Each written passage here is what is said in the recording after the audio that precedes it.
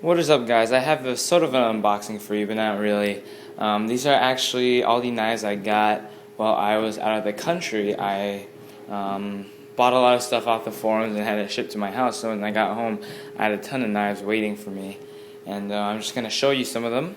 Well, all of them, for that matter, but I'm not going to keep all of them. I can't afford to, but I just bought a lot because I figured I was getting good prices on them and I would be able to sell what I ended up not really liking. So these two are in the box because I'm going to sell them. This one I already have. This is a Spyderco Persistence. Y'all have seen that knife before.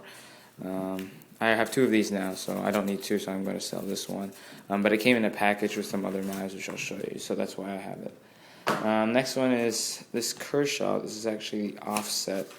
You don't really see too much press about these, but let me open this up real quick.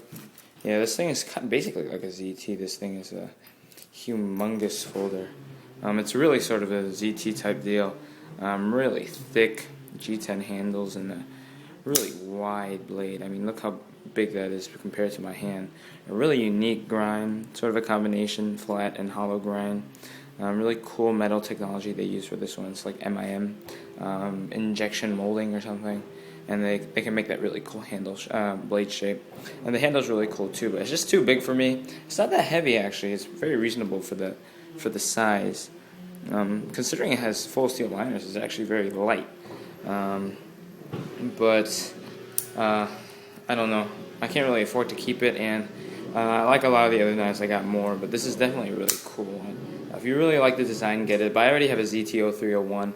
I feel that fills a similar role, so this one will be leaving me.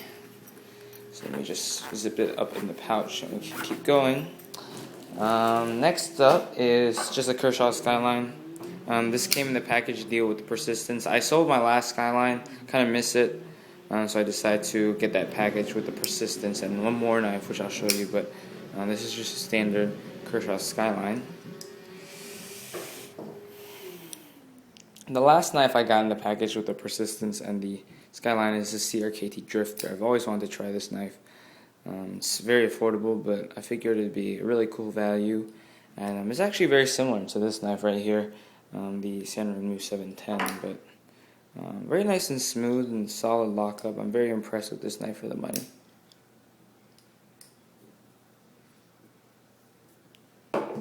Next up are two San Remo's I bought actually before I left, but they didn't come in time for me to bring them on my trip. I intended them to EDC them on my trip, but turns out when I went to Hong Kong I found some in the market anyways, so I do have two of these, the 763. I have the black aluminum one as well, but this is the one in tan G10.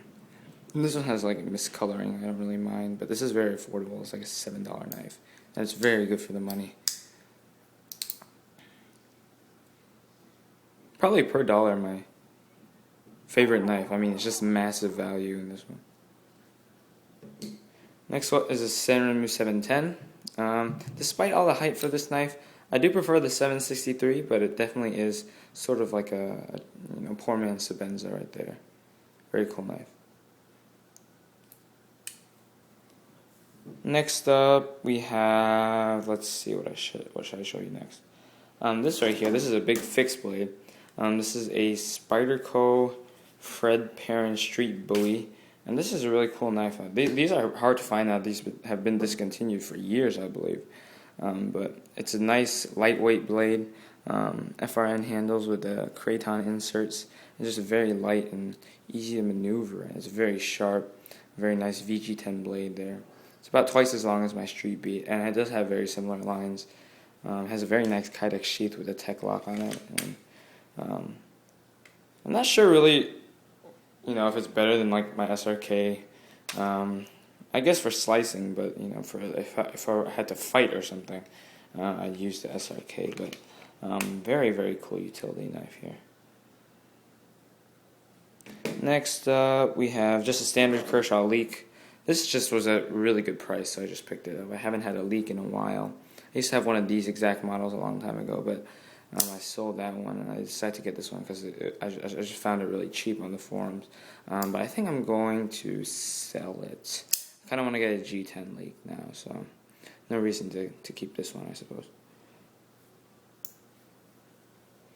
Next up, this is actually a Streamlight Stylus Pro. I actually got this when I was in the Philippines. I don't know if I showed you guys this before, but my uncle gave this to me as a gift. I was surprised. I found it in like one of his rooms. I commented on it, and I was like, you know what Streamlight is? I thought only, gear geeks did, but this has a Matt Cool Co Tools logo on it. But it's a really nice light. Compared to my Preon, it's not as good, but it's a solid flashlight. And I gave him my Sanren Mu 710 after he gave this to me. So next up, HK14210 Snowdy design. Really nice contour G10 handles and the 154 cm blade. It's a really cool EDC knife. It's sort of like an upgraded Griptilian, and it's definitely worth the money. I paid $75 for it, and it's just a Griptilian on steroids. Next up is a Spyderco Dragonfly. This is a Dragonfly 2. This is in ZDP 189 with the dark green handles. I really like this knife. I still have an original Dragonfly with an AUS 8, but I'm trying to sell that right now because I have this one now. This is really cool. This is a really nice EDC knife. It's small, but I don't feel that I'm lacking when I carry this. Next up is a Spyderco Sage 2. This one has been Scotch brighted and antiqued, sort of, so it has a nice finish on it. Lockup is very solid. There's only one mark here. I got a good price, but you can't really see it. It's sort of like a tiny scratch over here, but opens up really smooth. I had one before, and I didn't like it originally the first time it came around because I got it new and I was just breaking it in, and it was kind of gritty. But this one is super smooth, locks up super solid. I'm much more impressed with this particular individual knife. I'm glad I decided to give the Sage 2 a second chance. Kind of want to get a Sage 1 again now. I used to have one of those as well. Next up, Spyderco Paramilitary 2. This is a user, so I got this at a good price. But there are a few scratches on the blade, and I think it's been sharpened a bit. But this knife is super impressive. I used to really like my old Paramilitary as an EDC knife, but this is even better probably.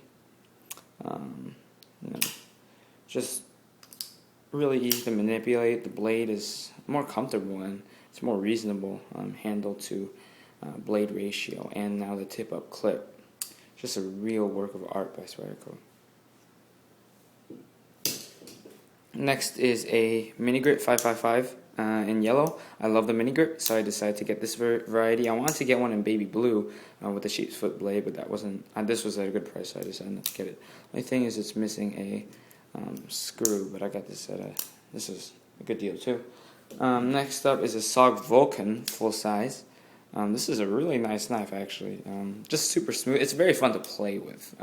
Can't say it's good in every area, but it's very fun to play with. Super smooth and super fast, and just really cool. But it has really bad lockup, so I think I'm going to sell this one. Just up and down and left and right. But if they executed it better, I'd probably keep it. But the way it is now, it's not really as cool. The last one is a Spyderco Sprint Run. This is a Manix M4. This will be my 6th Manix and my 5th Sprint Run Manix. So I have a lot of Manixes now, but this is just the M4 variety with tan G10. It's a really cool knife. Not any worse or not significantly better. It's just the same Manix, really, just different variety. But with the M4 steel, you could argue it's better, I guess. Thanks, guys, for watching the video. Hope you guys enjoy looking at all the new knives I got, and sadly I won't be keeping them all, but you might see some of them later. Alright, peace, bye.